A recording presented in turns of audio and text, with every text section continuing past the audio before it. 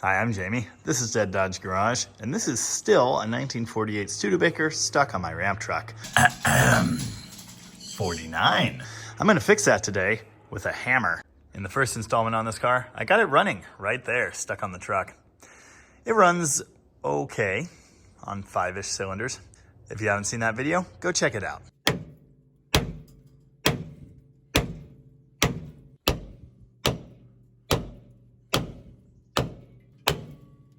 Who's hungry?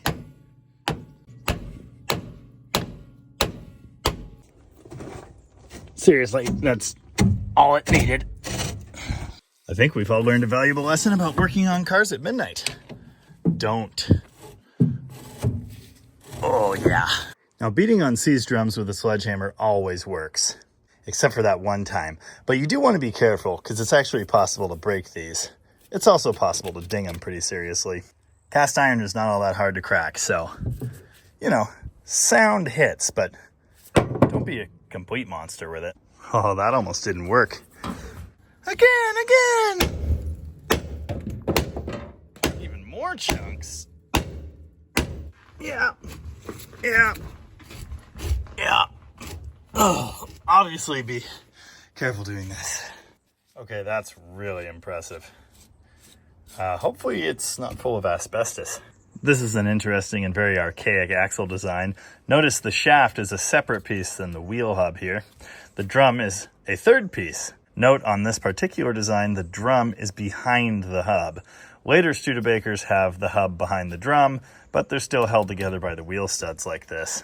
Anyway, while I was beating on the drum with a hammer, the wheel studs started coming loose and the whole drum moved rearward, so I'm fixing that with my stud installer tool. Oh, it took quite a bit more beating and anger, but I finally got this thing to make a full rotation. Yay! It should roll off the truck now.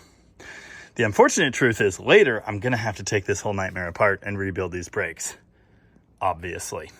But that's a future Jamie problem. Yay! Oh, big money. Yay!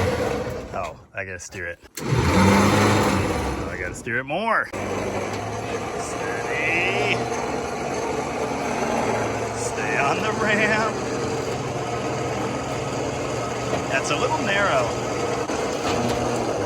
Yay. Now I just need it to start again. How do you like my chances?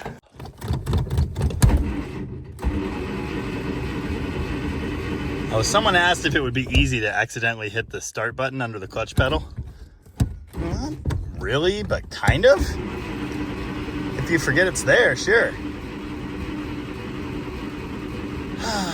Okay, sometime today, please. Yeah, I don't actually think the accelerator pump works. This is just, you know, for my own entertainment, I guess.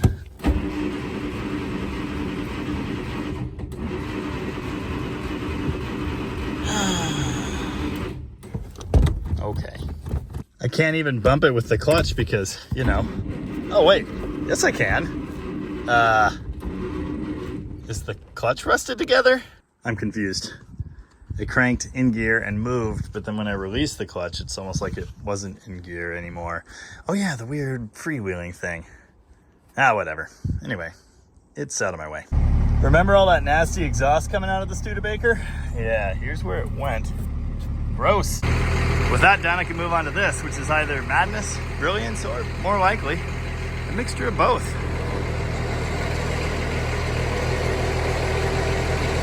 Oh, just as I planned it. Time to fix the brakes in the Studebaker. Oh, also they're multiplying. Wow. Is it a screw? No? Is it like a clip thingy? I don't know. Oh yeah, it's just a clip thingy. Okay, so this should, just gotta pry out. There we go. Oh wow, that's plastic. Getting these old school threaded master cylinder caps off is always challenging. I thought being plastic might make this one easier, but no such luck. Anyway, it looks how you'd expect in there. I'm gonna just dump fluid in it and start pumping. Sometimes that works. Yes. Yes. This method is so wrong, yet oh so right. This thing almost has brakes already. All right, I'm bored. It's not exactly good as new, but we do have like 2 pump brakes, and the air is still working its way out, so eventually this thing might kind of sort of stop. Realistically, it needs every single brake component front to back. We know that, and we're probably going to try and buy them. But for now, we might be able to drive this thing up the street. Old school threaded master cylinder lid life hack. Do not reef it fully tight. Then you'll have half a chance of getting it off again next time. Battery? Batteried. Contact. Contact better. Oh yeah. Little fuel down the hole and it's ready to rock. Still running on that crappy old gas. It just doesn't like starting that way. To whoever said I should electrocute myself again, you shouldn't have said that. I might have allegedly rubbed it up a few times with the air cleaner lid off and it puked oil everywhere, which I will not be wiping up. Anyway, I tightened down the clamp on the main body and now it's quiet. This thing runs pretty nicely, except of course that it doesn't. All right, let's see if it moves. Oh yeah. I've got Dave with me. Of course, Dave, our resident Studebaker guy, by which I mean the only guy I know that owns one.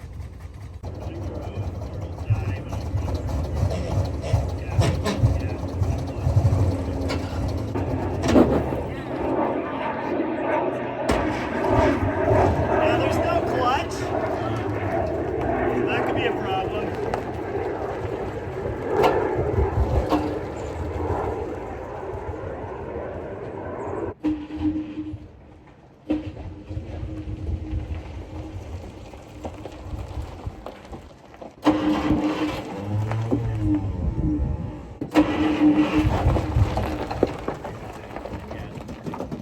So apparently all of the clutch components are like rusted together, which is not ideal. It's less ideal because my key is currently a pair of vice grips and a broken alligator clip, which means if I need to, panic brake and shut the engine off or shut it off to like jam it in gear and start it again, that's a little complicated. Shall we see how far it goes? I think we should. Yeah. So it's done. Should I just start pumping the brakes now? Yes. Oh, they're getting better. Yeah? They are getting better. Nice. Yeah, hopefully eventually the clutch pedal does something. Yeah, we've got actual brakes. Oh, that's great. Well, you know what I mean by actual brakes. Like, they kind of do something. So far, I have not been able to get it into second or third. I don't know if those gears actually exist right now. But maybe once we're moving, right? Oh, every time. Every time. Every time. Come on. Do you want me to push too? Maybe. There we go. We're away. Like new. It pops out of second. And that's not good without a clutch. Oh, it popped out of first. I said second, but I meant first. There's second. It's really super hard to find though. Oh, it has second. I do. I'm hesitant to go farther. And I can just bump it back into first. Nice. Let's see if I've got the turning radius for this. I love the way it rides. It's great. Yeah. It's so smooth and quiet. It like floats. It's got 40 PSI of oil pressure. It's at 165 degrees. Other than that tick, it's super quiet. Yeah. Okay, notice this. I'm going to release the throttle. The engine returns to idle. Now I rev it up and away it goes. Freewheeling device. If you pull out the overdrive handle, it will not do that. Really? Yep. Oh, so is the freewheel in the overdrive? Yeah, I can't remember if you have to do that when stopped or clutch in or something, or make sure you're not freewheeling. Oh, okay. And then pull it. Let's see if I can do this without taking it out of gear. Oh, sure. Driving a Studebaker in an abandoned lot with barely any brakes and no clutch. 5 cylinders and everything's all great, basically. Yeah, Aberdeen style. Yeah, this is it. That's how it's done. So, yeah, what happens if you pull the overdrive handle when it's Didn't moved? you say... Okay, yeah, I'll try it. I can't guarantee you, but I feel like you're supposed to do it when it's under power. Okay. But I'm in second. That lady does not trust whatever I've got going on. Also, she can barely see over her dash. Okay, yeah, see? You're right. So when the handle's in, it is in, well, it's not technically an overdrive, but it is, overdrive is enabled with the handle in.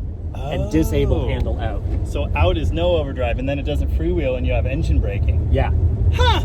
Theoretically, with the handle in, So you leave it in. if you got up to 27-ish miles an hour and let off, it'll go into overdrive. Do you have to be in third, or will it do it in second? Any gear. Too? Really? First included. Fascinating. But getting up to 27 miles an hour in first is unlikely. Challenging. Not recommended. So I just wonder if that electric solenoid has to work for it to do that, or is it like hydraulic or something? Like I said, I don't remember an electric solenoid on the two that I've dealt with. I just noticed the speedo works. Oh my god. I'm not hearing any shift. No shift. No, it should make like a clunk. Right. Oh, the brakes they do work, but they're not good. The rear left is our good one. Okay. That, I believe, is a running and driving Studebaker champion, which turns out to be a 1949, incidentally. Dave says the people need to see the hood ornament. I agree. It's very cool. It would be really, really neat if the clutch pedal did something. I suspect the disc is rusted to both the pressure plate and the flywheel. One way to get that freed up is to just drive around with the pedal held down. Of course, in this thing, with the pedal held all the way down, you're also bumping into the starter button, which is not ideal. Also, it might not have enough horsepower to break itself free. We've got two Studebakers and one that needs to be test driven. So we're gonna convoy down to the river spot and see what happens. Of course, I don't have a working clutch pedal still. I'll probably continue playing with that all the way down there, but it may or may not ever work again. Good chance I'll have to just put a clutch in this thing, which honestly, probably not too hard. The good news is it's a flathead 6 and it'll idle in gear at like 300 RPM. So I can just kind of roll stops and never stop moving, hopefully. But I am gonna have to shut it off to change gears like so. We'll try to minimize that. If it actually had a key switch right now, that would be nice.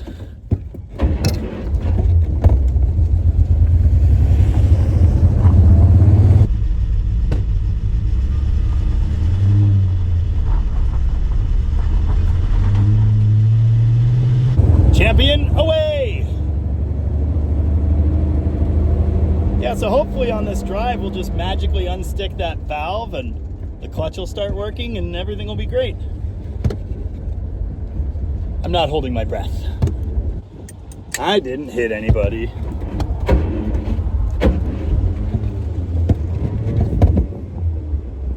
Six-volt starters.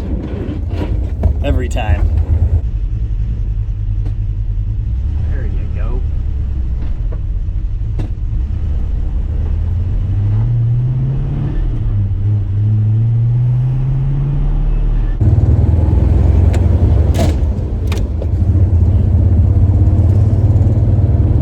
Little smoky. Smelling that. There it is. I just remembered I was gonna throw a tow strap in Dave's car, but I forgot. This thing drives pretty decent.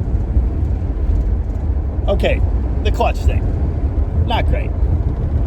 Whee! It's almost like following Fozzie the Bear. Normally I would downshift for this corner, but I'm not sure that's gonna work.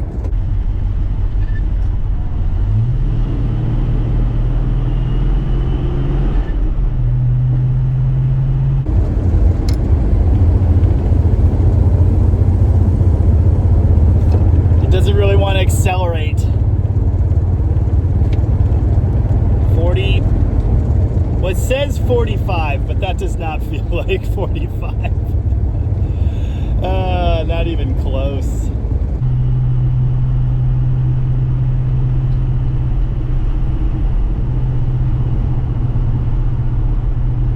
There's a truck in the river spot. Of course there is.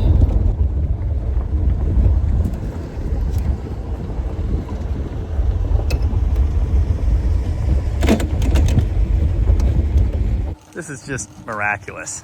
You know that no one died. I don't know about you, but I am impressed. Chug, chug, chug, chug, chug, chug, chug, chug, chug. Look at the happy dance this thing's doing. It's just adorable. In the first video, I talked extensively about how similar these two cars are under the hood. Underneath, they have roughly the same suspension, the same steering, very similar frame rails, and that sort of thing. You really can't tell by looking though. This thing looks like it came from the future, and that thing looks like it came from, I don't know, the future if the Nazis won the war, I guess. Pretty cool. Still smells like bad gas. Also, the supercharged Hawk is definitely gonna win in a drag race. The coolant leak might have magically fixed itself. That's exciting. If nothing else, this is great motivation to make more improvements. Unsticking the valve is gonna be job number one, and then making the clutch pedal do something, and then probably rebuilding the brakes. Tires might be a nice idea too, although they seem to be mostly round. I suppose a key would be good. It's not getting hot. It's got some oil pressure still, kinda. Yes, it'll be due for an oil change as well. Not fair. Yours sounds better.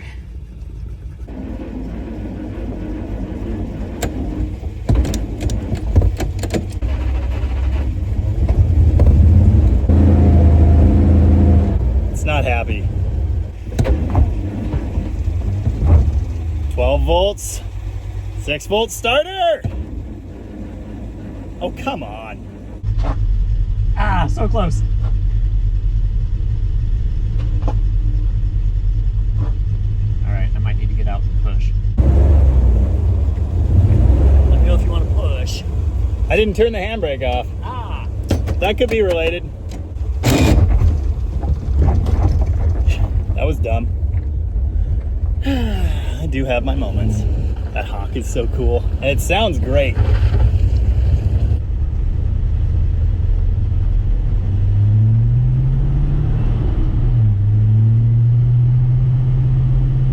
This one, not so much.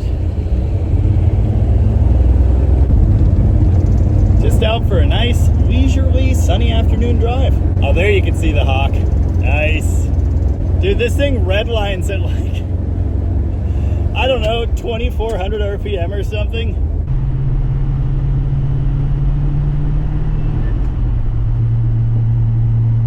Apparently the overdrive just doesn't work. If you pull the handle out, which it does have, that deactivates the overdrive, and it also deactivates that freewheeling I was talking about.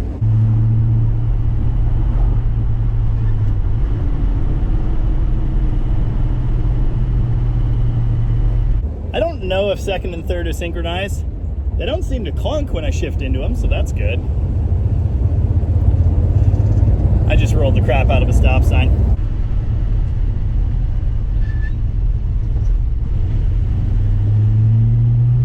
Yeah, I think second and third must be synchronized, which is pretty interesting for 1949 or whatever this is. We know it's a 49 because it says 49 on this sticker that was hanging in the window the whole time, and I probably could have just looked at but didn't. It's not like that makes a big difference.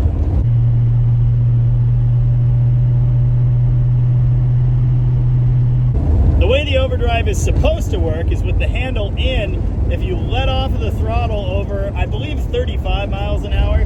Dave said it might be like 27. I read 35 somewhere. Anyway, if you're going fast enough, you let off the throttle and it should shift itself in. And then if you stomp the throttle, it should hit that full throttle switch. Maybe it's not synchronized. I hear him shifting. Okay.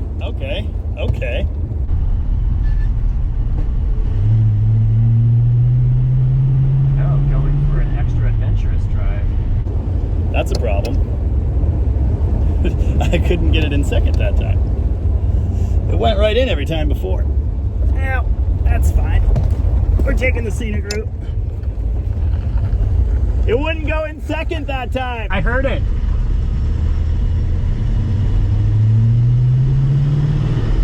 You could probably hear the terrible rust in the brakes. It's not great. That's some solid braking. We're gonna have to do all the brakes at some point. Dave said I had brake lights. I can't even believe that. Studebakers are gradually catching up to their Mopars in Jamie's yard. I like it. Needs some work. What do you think? Is it the new Bluesmobile or what? Pretty cool. Fix the cigarette lighter. Thank you. Needed that. Hey, we learned something about the trunk. It It smells. I can put my hand under it. Stay. Now they tell me. Remember how I forgot to bring a tow strap on that drive? That's okay, there was one in the trunk. Not that I knew that. The spare tire is amazingly nice. The giant rat house, not so much. It's been... I think this is what he put on the garage floor under the car to check for leaks. Ah. And it's... Ew. Oh no. I'm gonna walk away now. Please. Everything about this is super cool. Bye-bye now.